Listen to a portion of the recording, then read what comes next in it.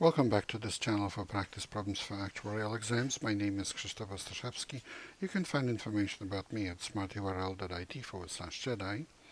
My advice on how to pass actuarial exams is at smarturl.it/pass. This video channel is at smarturl.it/pass actuarial exams. Here you have information about online seminars and study manuals for exams PFM, IFM, and LTAM that I offer. I direct the Actuarial program at Illinois State University. You can find information about it at smarturl.it/actuary. If you would like to offer a tax-deductible donation to support our students, please go to smarturl.it/help ISU actuary. Here's a problem for today for exam P on probability.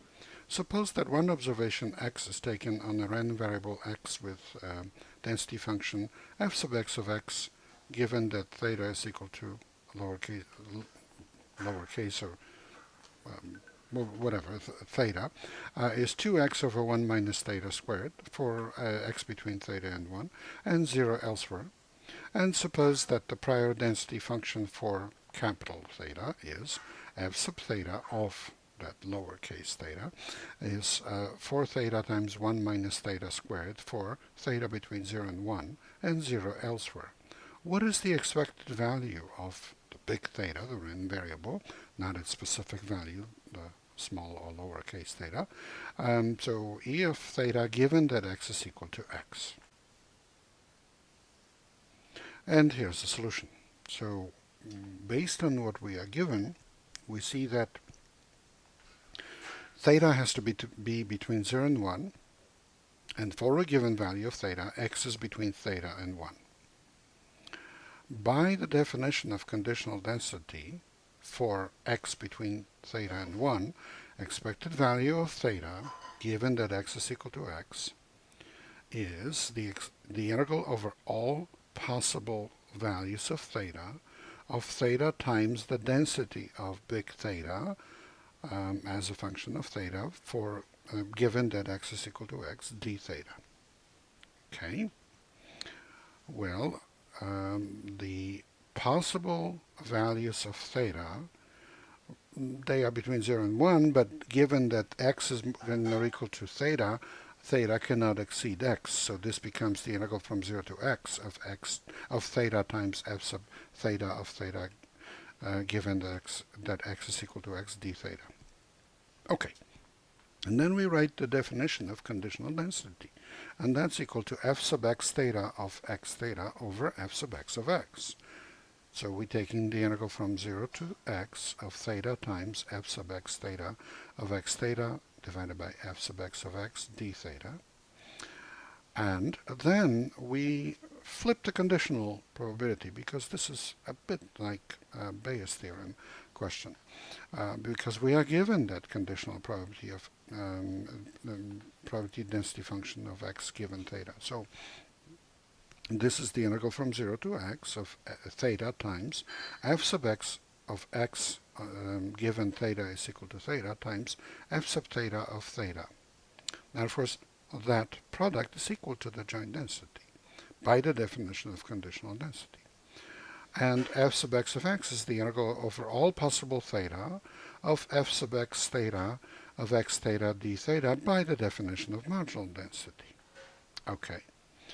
Well, what are the possible theta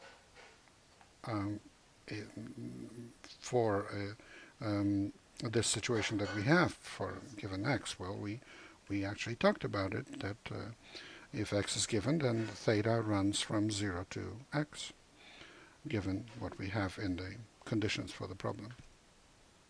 So this whole thing becomes the integral from 0 to x of theta times f sub x of x given theta is equal to theta times f sub theta of theta over the integral from 0 to x of f sub x of x given theta is equal to theta times f sub theta of theta d theta. Okay, now we plug in those densities because we are given those. So this becomes the integral from 0 to x of theta times, and in the numerator we have 2x over 1 minus theta squared times 4 theta times 1 minus theta squared. In the denominator we have the integral from 0 to x of 2x over 1 minus theta squared times 4 theta times 1 minus theta squared d theta. And then we take this overall integral with respect to theta. Well, you can see immediately that some things cancel here.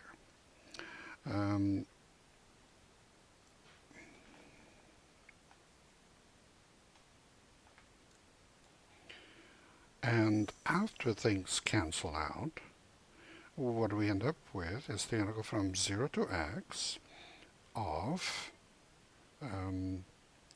8x theta squared at the top, because 4 theta times 2x is 8x theta, and then multiplied by theta in front is 8x theta squared, and at the top, at the bottom,